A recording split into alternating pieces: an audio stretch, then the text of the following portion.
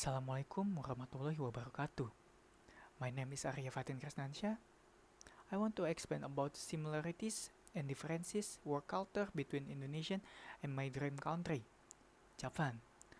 First, I want to explain the work culture in my homeland, Indonesia.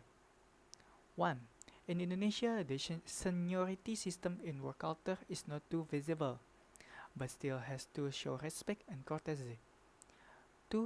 Procrastination seems to be a work culture that many workers still do in Indonesia. They will wait until the final few weeks for the published deadline to start working. 3. Still rare to find a company that pays transportation costs in Indonesian. 4. 4. In Indonesian, there are still many people prioritize result over the process. And 5. There is no drinking party after work in Indonesian. Then, what the differences between Indonesian and my dream country, Japan? 1. Japanese society places strong importance on the hierarchical relationship between a senior and a junior, known as the Nenko Juretsu system. 2. In Japan, some workers will take on certain jobs or projects as soon as they are assigned. It is because in Japan they work too much overtime. 3. Almost every companies in Japan will pay for your transportation costs. 4. Although the results are important, Japanese companies look more at the work process. And 5. Drinking after work is a form of social ethic in Japan, known as nomikai. Although Indonesia and Japan have various work culture differences, they still have some similarities. Similarities such as 1. Japanese and Indonesian companies tend to work on projects as a team. 2. Workers must try as best as they can to arrive on time. 3. Workers must keep the workplace clean. And 4. Every workers must show a good manners at the workplace. And 5. Workers must know how to maintain good reputation of the workplace. I think it's enough. That's all for me. From me. Wassalamualaikum warahmatullahi wabarakatuh.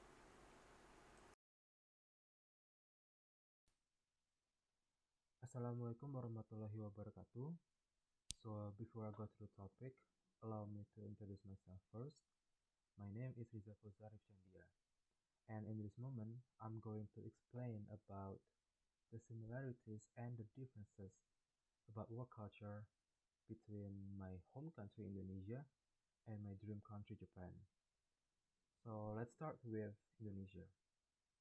The first thing is in Indonesia, seniors are usually given handshakes first before other colleges.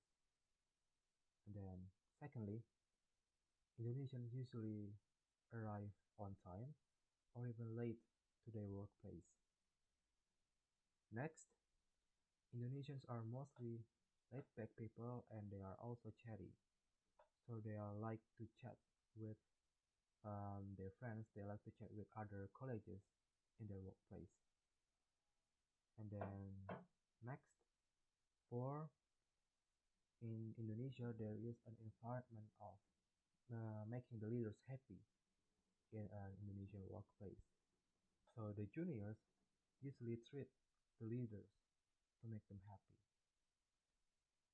And then lastly, in Indonesia, going home on time is the norm. So people rarely go overtime during their normal work days. So next, let's move on to Japan differences. First, Japanese are mostly a very hardworking and practical person. So they are way more diligent and they are way more hardworking than Indonesian people. Secondly, Japanese people rarely chat at work, so they silently doing their work during work hours. So they are focused on their work, like so. And then next, Japanese tend to arrive on time or even way earlier before work hour. 4. Japanese bows to other colleges as a sign of respect or as a sign of greed. And then lastly, in Japan, going overtime is the norm. So there are a lot of workers, there are a lot of people that go overtime during their normal work days. And then finally, we go to the similarities. The first one, both countries know about the importance of their seniors, of their leaders, and are used to addressing them by a suitable titles. Like in Indonesia, we are using Pak or Bu, we are using Bapak or Ibu, and there are also some titles that Japanese use to address their superiors. Secondly, both are well known for their politeness and their hardworking. Third, both are professional during their work days, during their work hours, regardless of the situation. 4. Both countries applies good manners between work colleagues, like saying thank you after receiving help. And then lastly, both countries uh, manage their environment of peace and friendship really well. And I guess that's all from me. Thank you for your attention. Assalamualaikum warahmatullahi wabarakatuh. Assalamualaikum warahmatullahi wabarakatuh. My name is Aditya Ardy Ferdian. I will explain the differences in work culture between our home country Indonesia and our dream country. My dream country is America. American work culture is very different from the work culture applied in Indonesia.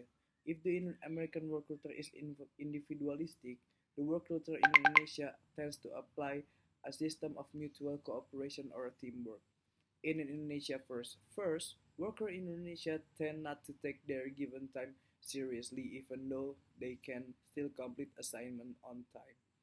Second, workers in Indonesia panic when guests experience failure. Third, for Indonesian, reprimanding people all the time is not something they often do. Never ask how was your vacation because for them it is like asking how was your intimate relationship last night. In America first. First, workers in America they are more serious about deadlines than Indonesians. Second, workers in America take the progress of assignments more seriously. The third, work in America have a plan B if a plan A cannot be implemented. Okay, that is all from me. Thanks.